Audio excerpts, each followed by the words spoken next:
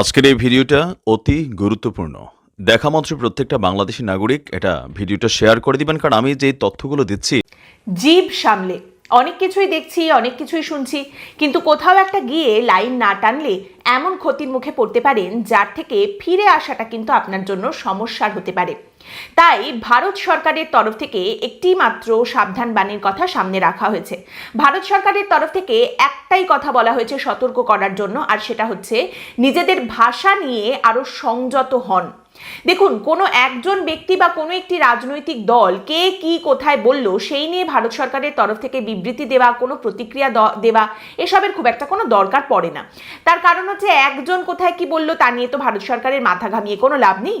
কিন্তু ভারত সরকারের তরফ থেকে যদি এইরকম একটি প্রতিক্রিয়া, একটি সতর্ক বার্তা, ভাষা নিয়ে সংযত হন এই কথা বলা হয়, তাহলে তার পেছনে দুটো কারণ থাকতে পারে। এক, যে কথাটা ভারতকে নিয়ে বলা হয়েছে সেটা কোথাও একটা গিয়ে মাত্রা ছাড়িয়ে গেছে। আর দ্বিতীয় কথা, যিনি এই কথাটি বলেছেন তিনি অন্য কোনো একটি দেশের সরকারের সঙ্গে ওতপ্রোতভাবে জড়িত, সেই সরকারের গুরুত্বপূর্ণ অংশ।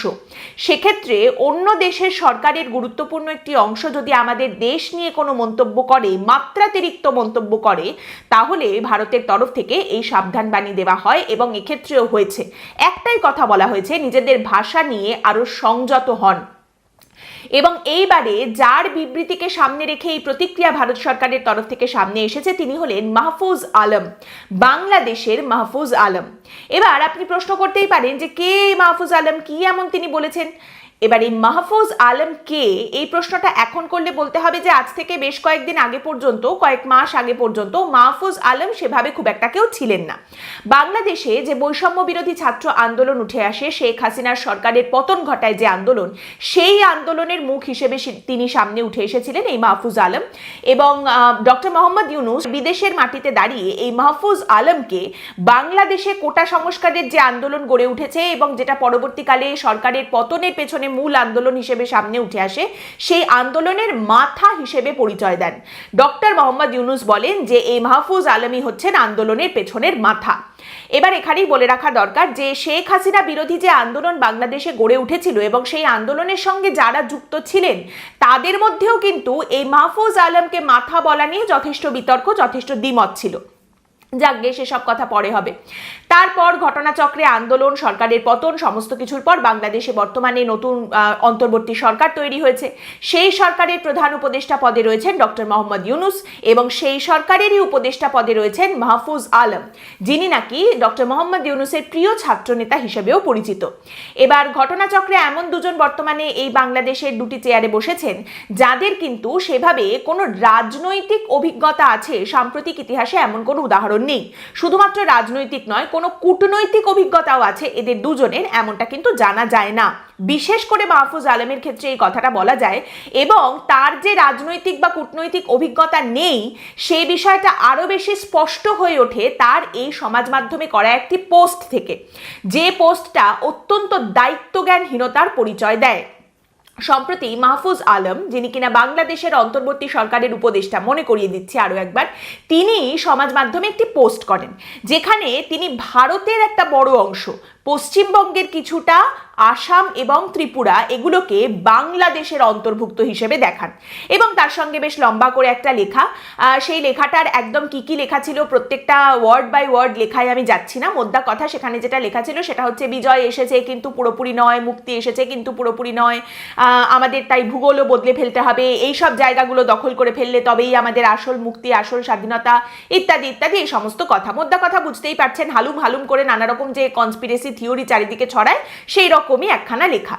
এবার এই লেখাটা মাহফুজ আলম না লিখে অন্য যে কেউ যদি লিখতেন, বাংলাদেশের যিনি সরকারের গুরুত্বপূর্ণ অংশ নন, যিনি ডক্টর মোহাম্মদ ইউনূসের ডান হাত হিসেবে পরিচিত নন, তাহলে এটা নিতান্তই একটা হাস্যরসের উদ্রেক করার মতো লেখা হয়ে সমাজ মাধ্যমে থেকে যেত, এবং যেটা বেশ কয়েকদিন ধরে দেখাও যাচ্ছে আপনারা জানেন। এবং এখানে শুধুমাত্র বাংলাদেশের মানুষকে বলবো না, বাংলাদেশ এবং ভারত দুপক্ষেই এরকম মহাজ্ঞানী কিছু মানুষ রয়েছেন যারা এটা দখল করে নেব, ওটা দখল করে নেব সমানে বলে যাচ্ছেন কথায় কথায়।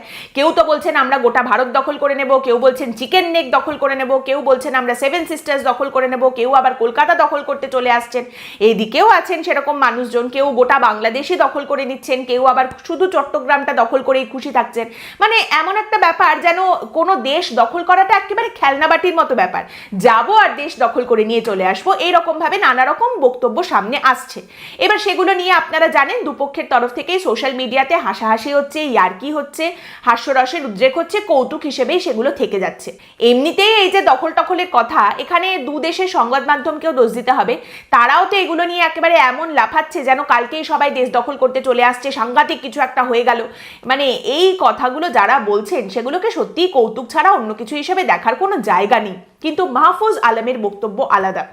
মাহফুজ আলম যে কথাটি বলেছেন, যে বক্তব্য তিনি সমাজ মাধ্যমে রেখেছেন, সেটাকে একেবারেই কৌতুক হিসেবে দেখা যায় না। তার কারণ মাহফুজ আলম বাংলাদেশের অন্তর্বর্তী সরকারের অংশ।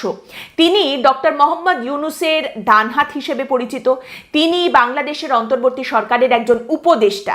সেখানে তিনি যে ধরনের বক্তব্য সামনে রাখছেন সেটাকে নিতান্ত কৌতুক হিসেবে তো উড়িয়ে দেওয়া যায় না। মাহফুজ আলম যে বক্তব্য সামনে রেখেছেন, যার মধ্যে দিয়ে একটা তীব্র ভারত বিদ্বেষ অত্যন্ত স্পষ্ট, সেটা অবশ্যই করে কোথাও একটা গিয়ে খুব সিরিয়াসলি তাল কাটে। এবং মাহফুজ আলমের এই বিবৃতিকে দুরকম ভাবে দেখা যেতে পারে।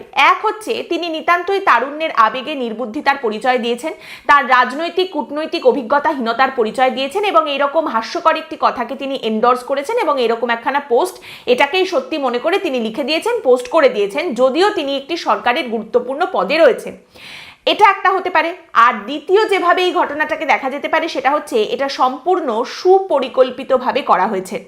বাংলাদেশের অন্তর্বর্তী সরকার মাহফুজ আলমের এই পোস্টকে সম্পূর্ণভাবে এন্ডোর্স করে, ডক্টর মোহাম্মদ ইউনূসেরও হয়তো এতে সমর্থন রয়েছে এবং এই সমস্ত কিছুর মাধ্যমে তারা নিজেদের দেশের মধ্যে একটা রাজনৈতিক লাভ তোলার চেষ্টা করছেন। বাংলাদেশের মধ্যে এখন যে ভারত বিদ্বেষের কথা বারবার উঠে আসছে, সেটাই যাতে আরও ইন্ধন দেওয়া যায়, আরেকটু আগুন লাগিয়ে দেওয়া যায়, আরও বেশি দখল করব কথাবার্তা যাতে চারিদিক থেকে উঠে আসে, সেগুলো করার জন্যই, রাজনৈতিক লাভ তোলার জন্যই এই পোস্টটা তিনি করেছিলেন।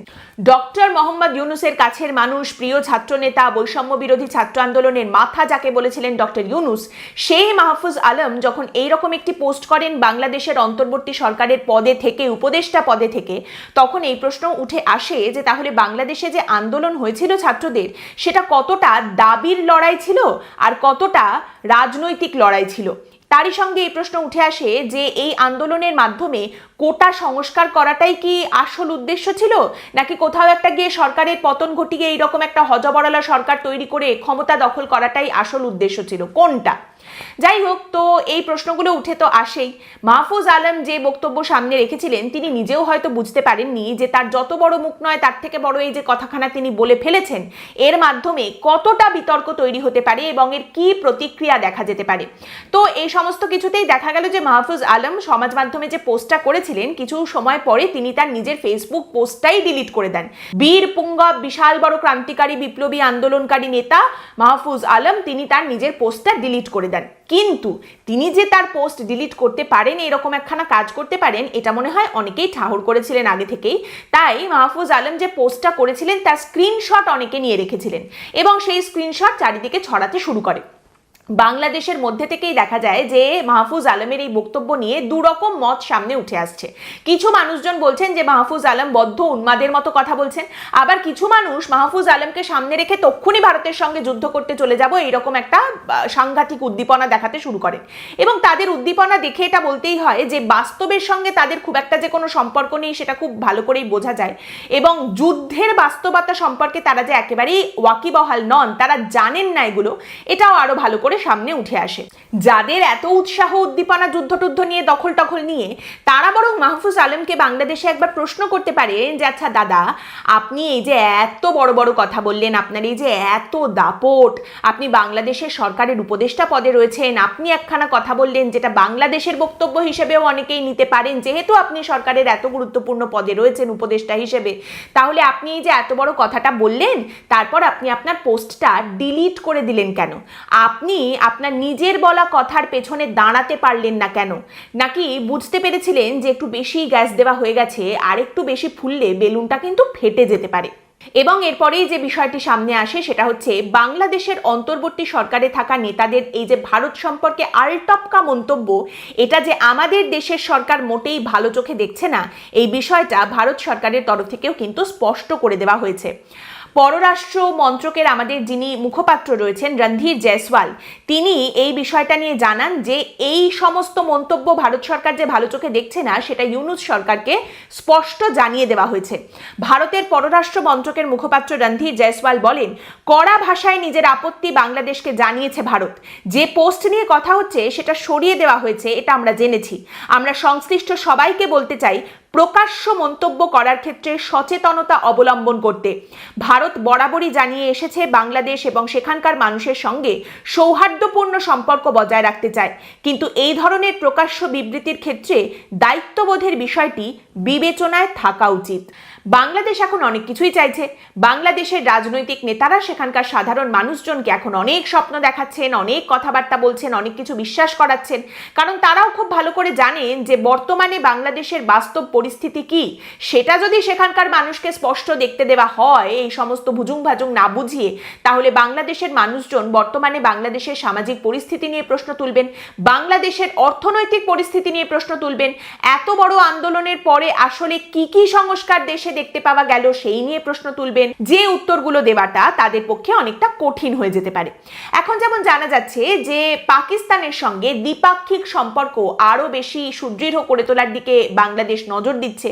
পাকিস্তান থেকে বাংলাদেশে যে সমস্ত জিনিসপত্র পাঠানো হয় সেগুলোর অত্যন্ত কড়া যাচাইয়ের যে একটা পদ্ধতি ছিল সেটাকে যাতে শিথিল করা হয় বাংলাদেশে, এই নিয়ে কথাবার্তা হচ্ছে জানা যাচ্ছে। পাকিস্তানের মানুষজন যখন ঢাকা বিমানবন্দরে নামছেন সেখানে পাকিস্তানের মানুষজনকে চেকিং করার যে কড়া ব্যবস্থা ছিল সেটা আপাতত বন্ধ রাখা হয়েছে। তো বাংলাদেশ এখন পাকিস্তানের বন্ধু হতে চাইছে, পাকিস্তান বাংলাদেশের বন্ধু হতে চাইছে, কিন্তু প্রশ্ন একটাই, বাংলাদেশে যেরকম মাহফুজ আলম রয়েছেন যিনি কিনা ভারতের একটা অংশ দখল করে নেবার স্বপ্ন দেখছেন, আলাদা নতুন বাংলাদেশের মানচিত্র তৈরি করে ফেলছেন, সেই রকমই পাকিস্তানে এরকম কতজন মাহফুজ আলম আছে বলুন তো, যারা এই স্বপ্ন দেখেন যে তারা বাংলাদেশকে আবার দখল করে নেবেন, বাংলাদেশকে আবার তারা পাকিস্তানের মধ্যে নিয়ে চলে আসবেন, এবং সেক্ষেত্রে পাকিস্তানের সেই মাহফুজ আলমরা নতুন কোনো ম্যাপ ট্যাপ তৈরি করেছেন কিনা যেখানে বাংলাদেশ পাকিস্তানের মধ্যে আবার ঢুকে গেছে, এসব প্রশ্নও জাগে। দেখুন, বাংলাদেশ নিজের ইতিহাসকে অস্বীকার করতে পারে, ভারতের অবদানকে তো অস্বীকার করতেই পারে, কিন্তু যে মাটিতে দাঁড়িয়ে তারা এই কথাগুলি বলছেন সেই মাটিতে তাদের পূর্বপুরুষের যে রক্ত মিশে রয়েছে সেটাকেও অস্বীকার করার মতো ক্ষমতা কি তারা রাখে? তাই ভাষার দিক দিয়ে সংযত হন।